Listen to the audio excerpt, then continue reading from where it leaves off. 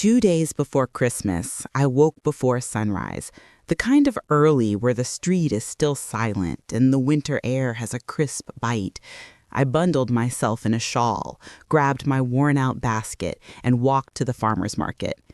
I picked everything Samantha loved: fresh rosemary, golden potatoes, the plumpest lemons, because she was finally coming home after her first full year at work. I had rehearsed this day in my mind for weeks. I wanted her to walk through the door and smell love before she saw it. By late afternoon, the house glowed like a warm lantern. The lemon herb chicken was resting, the mashed potatoes whipped smooth, and tiny fairy lights danced across the living room. I even fluffed the pillows 3 times just to make sure they felt welcoming. I sat on the couch like a child waiting for Santa, my eyes glued to the door. It was past 7 when the lock finally clicked. I leaped to my feet, arms halfway open, but she didn't look at me, didn't even pause. She rushed straight into Zach's arms with a squeal. "Dad, I got a $5,000 bonus!" Zach beamed, pride swelling in his chest like he'd personally earned it for her. My in-laws fluttered around her like she was the lone star in the room. I stood a few steps back, watching happiness swirl around her, but never touch me.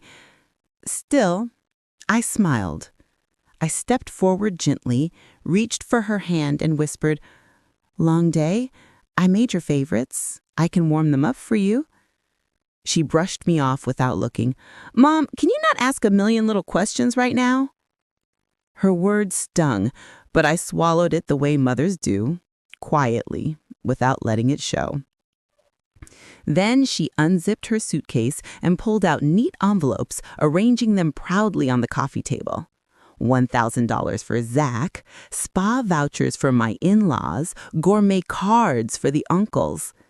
Everyone laughed, hugged, praised her, except me. Emily, my sister-in-law, finally nudged her. "Sweetheart, did you forget someone?"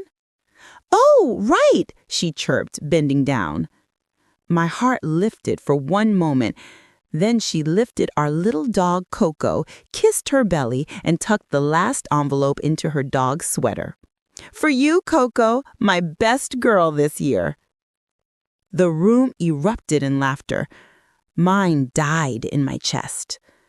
I stood there, hand halfway extended, feeling ridiculous, invisible. "Samantha," I asked quietly, "what about mine?" She turned, her voice airy but sharp. "Mom, you're home all day. You don't work. You didn't help me with anything important this year. Why would I get you a gift?" Something in me slipped, a tiny crack, a fracture I tried to hide. But that was only the beginning. Before I could gather myself from the sting of being dismissed, Samantha clapped her hands together like she was about to host a show. "Oh, one more surprise," she announced. Her smile stretched wide as she pulled out a stack of glossy travel documents. Everyone leaned in. My heart fluttered again. Maybe this was her way of including me. "We're all going to Hawaii for New Year's," she declared, voice bursting with pride. Zach whooped. Beverly nearly clapped herself into a frenzy. Jason and Emily exchanged excited looks. For a moment, I felt a flicker of warmth. No gift, but a trip together. That counted for something, right? I searched the coffee table for my envelope, the one with my boarding pass. Nothing. I checked again. Nothing. "Samantha, where's mine?" I asked gently. She didn't hesitate, didn't blink. She simply lifted her chin like she couldn't understand why I'd even ask. "Oh, Mom, you're home all day. You don't work. You didn't help me with anything important this year. Why would I get you a gift?" Something in me slipped. Another crack, the quiet kind that doesn't make a sound but changes the shape of everything. Still, I forced myself to breathe. "Samantha, after everything I do, Ugh, my God, Mom, it's just a trip. Stop being dramatic. Beverly stood up then, pointing at the cookies I'd set out.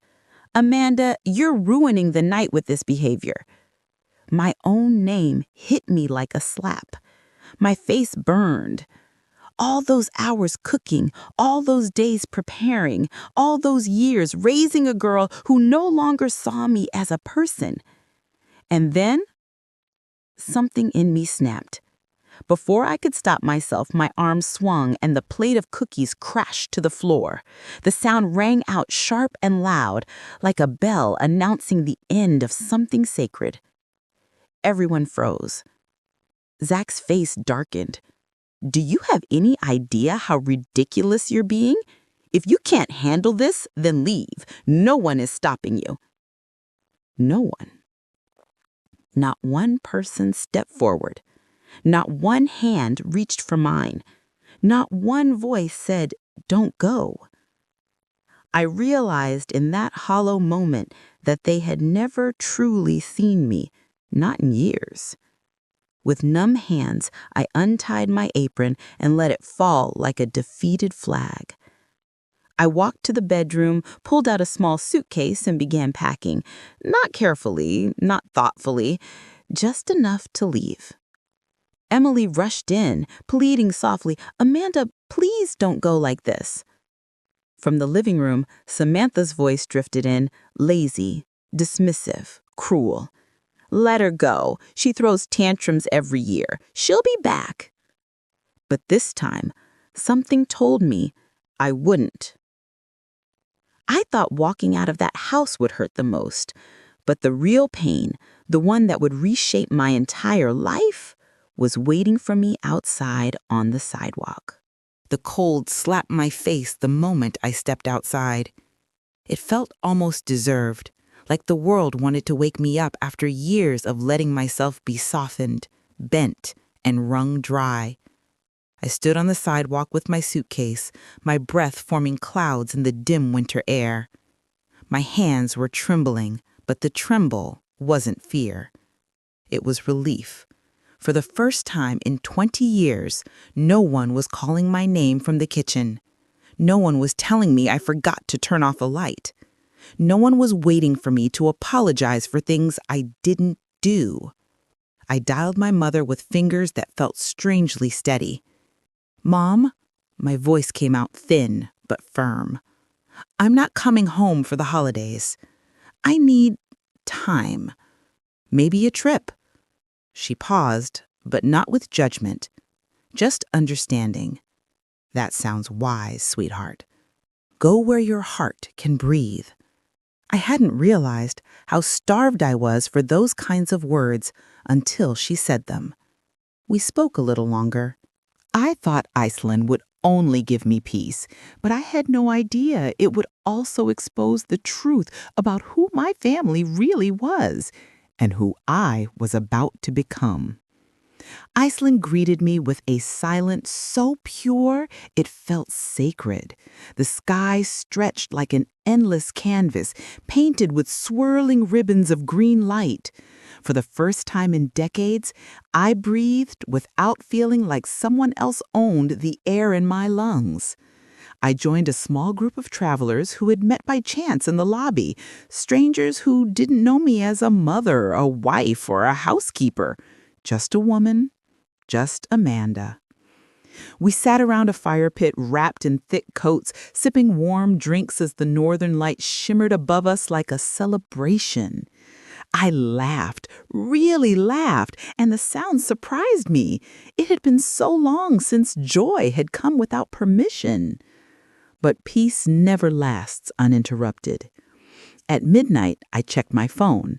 Samantha had posted a picture from Hawaii, her and Zach at a hotel restaurant, champagne raised, smiles wide, a caption dripping with forced sweetness. Family time, everything's perfect. I stared at it for a moment, then turned off my screen and looked back at the sky. Even the northern lights felt more honest than the people I left behind. The next morning, a voice message appeared from Samantha. I didn't want to listen, but something in me said I should. Her voice was sharp, trembling with anger she didn't bother to hide. How could you, Mom? Running away like some teenager? Spending Dad's money on a vacation? Do you even care about us? I stopped listening halfway through. She wasn't angry I left. She was angry she couldn't use me anymore. And strangely, that realization felt like closure. I snapped a photo of the glowing sky and posted it with a simple caption, "Learning to live again."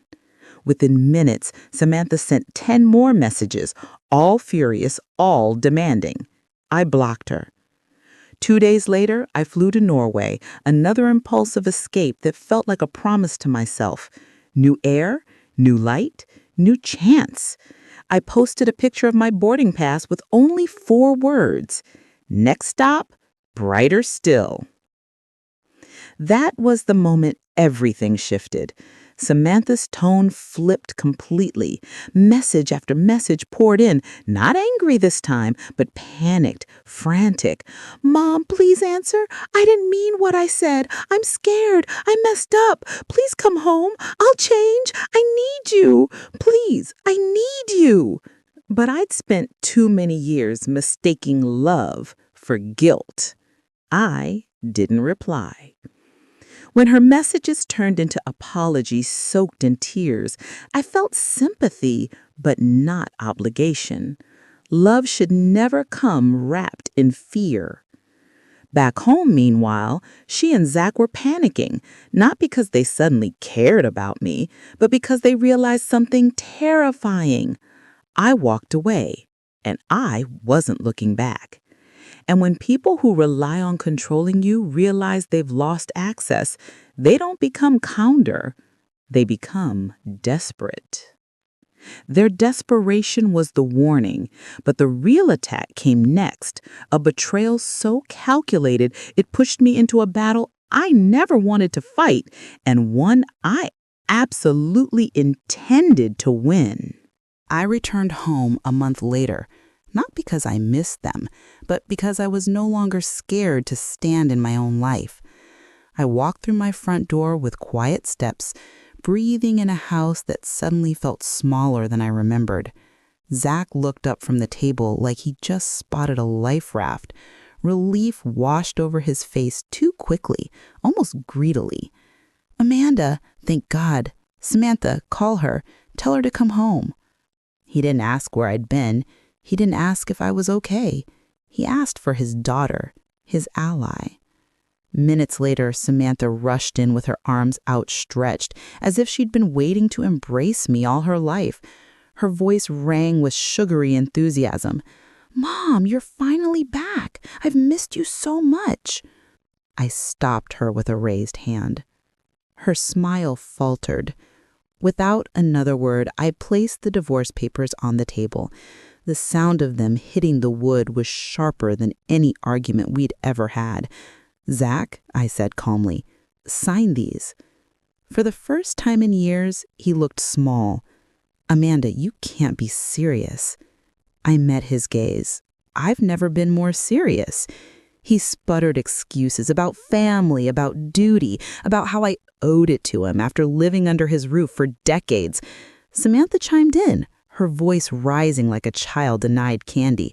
"Mom, you're being dramatic. Dad worked hard. You lived comfortably. And now you're throwing everything away? For what?" "For myself," I said simply. Their faces twisted with disbelief, maybe even fear. Not fear of losing me, fear of control. When they refused to sign, my lawyer filed the petition. And that's when Zach made his move, a final attempt to claw back power. He claimed the money my mother sent, the money meant for my freedom, was marital property. Sitting in that courtroom, listening to him twist the truth, I felt something I hadn't felt in years. Strength, a quiet, unshakable strength. My lawyer presented everything, dates, transfers, messages, and Zach's confidence cracked like thin ice. The judge ruled swiftly. The money was mine. entirely mine. He had no claim. Zach's shoulders caved. Samantha looked like the floor had been ripped out beneath her. After the hearing, I didn't celebrate. I simply walked outside, stood in the sunlight, and let the warmth settle on a heart that had lived in shadows far too long. In the days that followed, neither of them understood the truth. The divorce wasn't revenge. The no contact wasn't punishment. The boundary wasn't cruelty. It was rebirth. I volunteered at the library. I made new friends. I learned to cook for one without feeling lonely. I rebuilt my life one quiet choice at a time. And for the first time, when I looked in the mirror, I didn't see a mother, a wife, or a caretaker. I saw a woman, a whole woman. One afternoon, sitting with my mother over key, she squeezed my hand and said, "You've come home to yourself, sweetheart." And she was right. I didn't just leave my old life. I chose my new one. Because sometimes the greatest love story you'll ever live is the one where you finally learn to love yourself.